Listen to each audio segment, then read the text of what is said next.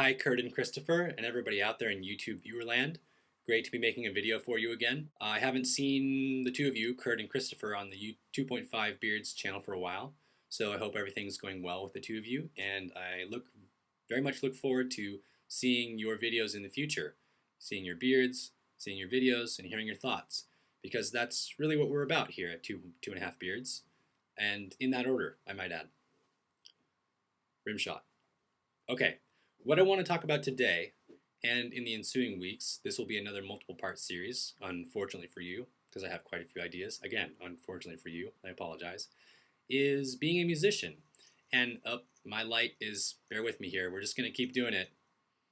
Oh, darn thing. I want to talk about being a musician because the reason I'm talking about this is because recently this was brought up to me in a question that was asked me by a new acquaintance. And what this person asked me was, upon learning I was a composer, this person asked me, do you absolutely love it? And that was a very strange question, but not an unfamiliar one that through its repetition has has retained all of its strangeness. I get asked this often by people who I would consider to be musical laypersons or artistic laypersons. And do you absolutely love it? The way that that question was phrased and the way in which it was delivered revealed what I will unpack as the underlying assumptions in the most overt way that I had ever heard, and that's why it stuck out in my memory.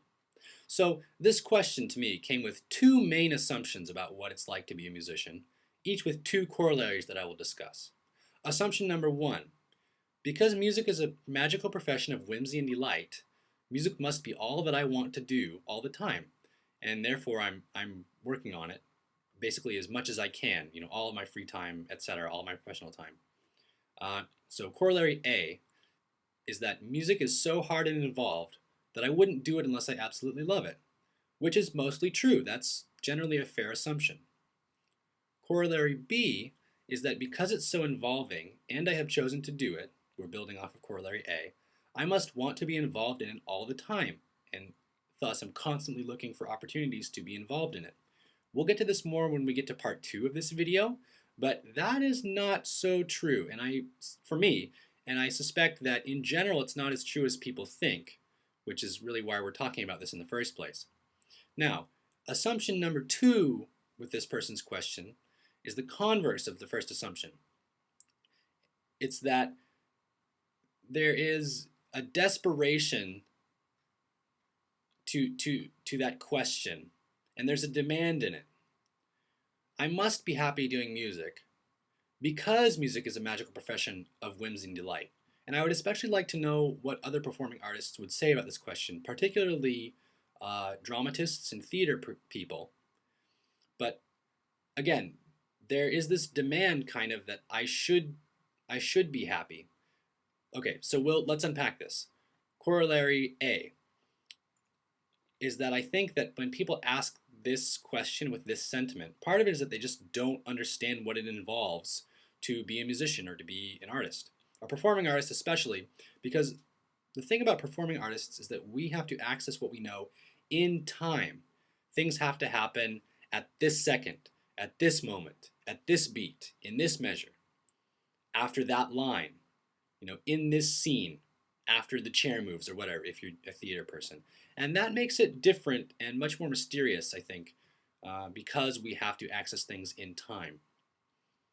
So that's corollary A. Corollary B is that it's such a privilege, this person must be thinking, it's such a privilege to be able to be engaged in this magical profession of whimsy and delight that if I were to say, no, I don't absolutely love it, there are two big things that would happen that are not okay with this person's worldview. Number one is that they have this ideal of music, again, being this magical, happy, fantasy, Candyland thing. And if I say, no, I don't absolutely love it, that means there's somebody in the world who doesn't subscribe to that magical ideal. And so I'd be puncturing that ideal, which is not okay, because this person probably thinks music is the thing that you do for pleasure and leisure and relaxation, which is true. But that's the only way in which they've engaged with it. So the idea of doing music more than only when you have free time seems again, this beautiful ideal. So, number one is that they don't want that to be punctured. Number two is that if I say no, outside of puncturing their narrative, I'm insulting them. I'm insulting their idea of music, and I'm also just insulting them by saying, no, it's not always fun. What you thought is wrong. Even outside of puncturing, it's at that point just an insult. So there's a desperation in that there's a demand for me to say yes. This person, that aspect of what they were asking wasn't about learning what it was like for me to be a composer.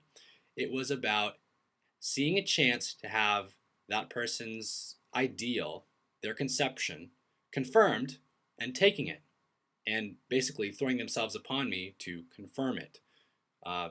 This happens a lot in all of our social dances. We can get to that later. We're out of time. Look forward to part 2 where we'll unpack some of this more. See you next week.